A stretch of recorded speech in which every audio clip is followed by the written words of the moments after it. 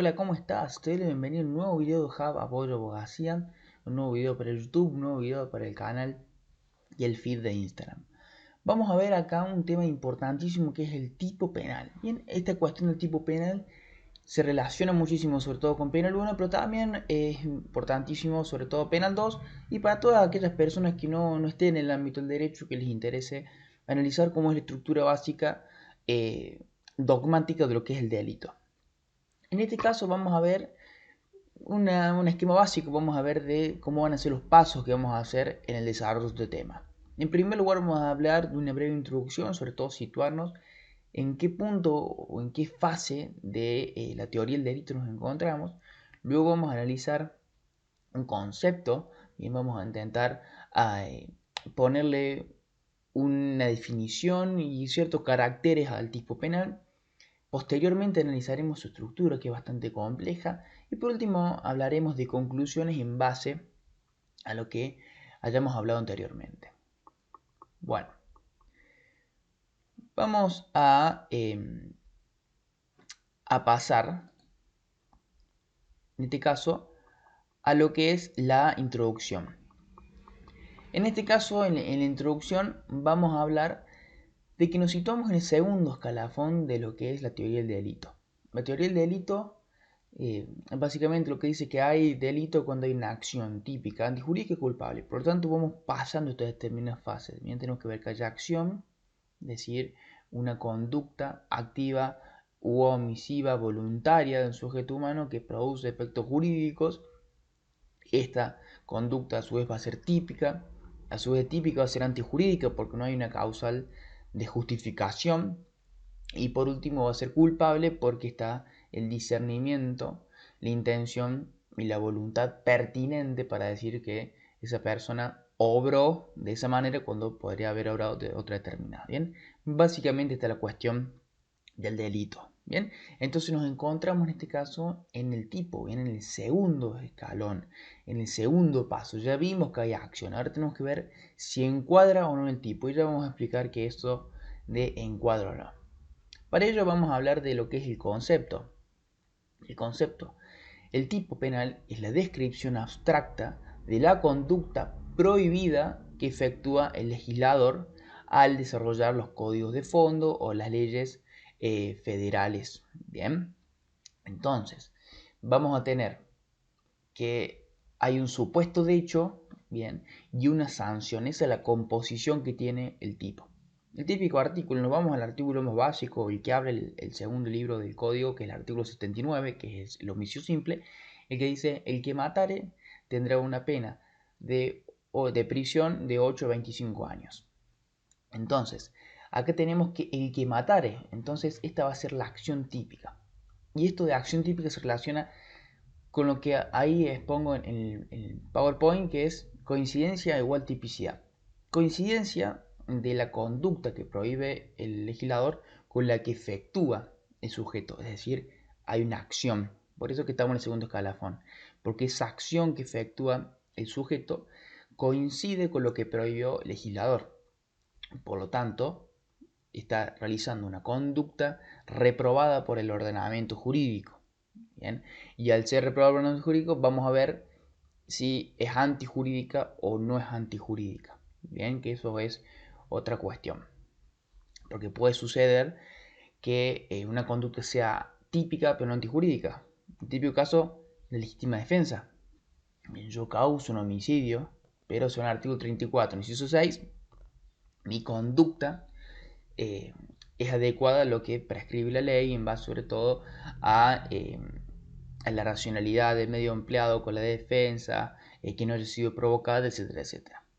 Bueno, si quieren hablar de legítima defensa podemos hacer un video, déjenlo en los comentarios, lo hacemos tranquilamente. Y bueno, y otra cuestión que es importantísima que es la relación con el principio de legalidad. ¿Por qué digo esto? El principio de legalidad básicamente lo que dice es que tiene que existir para garantía de los ciudadanos una ley previa, escrita y estricta. Ley previa a la conducta del sujeto. Volvamos al caso del homicidio.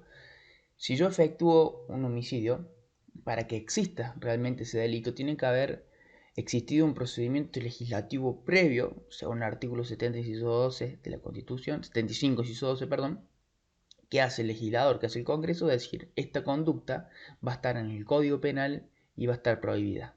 Y al estar prohibida va a tener esta sanción al que le incumple. Entonces, mi conducta es delito, es típica porque anteriormente existía una ley que lo prohibía. Por lo tanto, no puede haber delito por una ley posterior. Supongamos, en un caso muy básico, supongamos que comprar gaseosa dentro de 5 años de delito. Entonces, si yo compré gaseosa hoy, si no existiera este principio de legalidad, yo hubiera cometido un delito. Bien, y esto también es sobre todo de la cuestión de conocimiento del derecho, porque el derecho se conoce, se presume conocido por todos, y se presume de que vos conoces que hay una norma que dice que no tenés que matar, y si vos matas, estás incumpliendo un mandato legal de obrar contrario a lo que hiciste. Bien. Luego pasamos a lo que es el esquema, bien básico. El tipo penal se divide en dos subgrupos importantísimos, que es el tipo objetivo y el tipo subjetivo. Siempre que pensemos lo objetivo, pensemos lo externo al sujeto, pensémonos a nosotros mirándola afuera. Bien, eso es todo lo objetivo. Por lo tanto, lo más objetivo que va a haber acá en el tipo es la acción. Bien. Entonces es la conducta, lo que se exterioriza, como la acción es importantísimo, que exista una exteriorización, ya tiene que haber una conducta delictiva conocida por el mundo ajeno a lo interno del sujeto. ¿Va? Entonces, si yo quiero robar, efectúo una acción determinada para desapoderar ilegítimamente, con fuerza o violencia a las personas, de una cosa mueble total o parcialmente ajena. Bien, que eso es el robo. Bueno, esta cuestión de tipo objetivo, que es lo externo, tiene tres elementos importantes. En primer lugar, es el elemento descriptivo, que este elemento descriptivo es básicamente la conducta típica, bien, o la acción típica. Esta acción típica se observa bien cuando uno analiza el delito, bien que es un verbo, que dice el que matare, el que causare un aborto, el que defraudare, el que estafa, eh, el que rapta, etcétera, etcétera. Bien, es la acción, el verbo, la conducta en sí que está reprimida. Luego tenemos elementos normativos, bien que este elemento normativo son aspectos jurídicos, bien, que pueden tener incidencia en conceptos jurídicos propios. Por ejemplo, el artículo 78 del Código Penal nos da una serie de conceptos, bien, que esos son elementos normativos. Funcionario público es un elemento normativo, cheque es un elemento normativo. Bien, son conceptos propiamente jurídicos que hay que recurrir a una ley para poder entenderlo. Pero además, y otro elemento normativo importantísimo que es el arma, bien, que está en el decreto 395/75, en el que para ver si hay un arma, si fue usada propia o impropia, hay que ir a ese decreto. Bien, que ahí regula todas las armas y explosivos. Luego tenemos otros elementos normativos que nos sirven para adelantar la antijuricidad. Es decir, que cuando estemos haciendo este trazado de la línea del delito, nosotros vemos que ya esta conducta no está permitida por la ley. Por ejemplo, el típico caso es el hurto, bien, artículo 162, en el cual vemos que el hurto es el desapoderamiento ilegítimo. Por tanto, ya vemos que esta cuestión ya adelanta que hay una antijuricidad en la acción. Bien. Y por último tenemos los elementos valorativos, que pueden ser culturales o científicos. Bien, culturales puede ser la corrupción de menores, bien, porque cuestiones sobre todo sexuales tienen que ver muchísimo la cultura, de qué se toma por un acto excesivo, prematuro y, eh, y que no sea adecuado a la edad del sujeto. Y además tenemos elementos valorativos científicos, bien, el típico caso son las lesiones, en el que necesitamos de que un médico diga, bueno, acá hay pérdida de un sentido, acá hay pérdida de un miembro, etcétera, etcétera, para poder valorarlo y esquematizarlo en delito. Bueno, luego pasamos al tipo subjetivo. Acá en el tipo subjetivo, como vimos que el tipo objetivo es todo lo fuera del sujeto, acá vemos todo lo interno, ¿bien? Obviamente interno anímicamente. Entonces ya es cómo se relaciona la voluntad del sujeto con esa acción que se exteriorizó. En primer lugar vamos a tener dos clases, que es el dolo y la culpa. O sea, dos manifestaciones. El dolo, acá encontramos que la palabra clave es intención. Bien, tiene dos lados importantísimos, que es el lado cognoscitivo y el lado volitivo. El cognoscitivo y que yo sé que mi acción está reprimida por la ley, y lo volitivo es que lo ejecuto de igual manera. Bien, obviamente los delitos dolosos son reprimidos con mayor escala penal, con mayor severidad, por esta cuestión de que conocen y que hay una intención.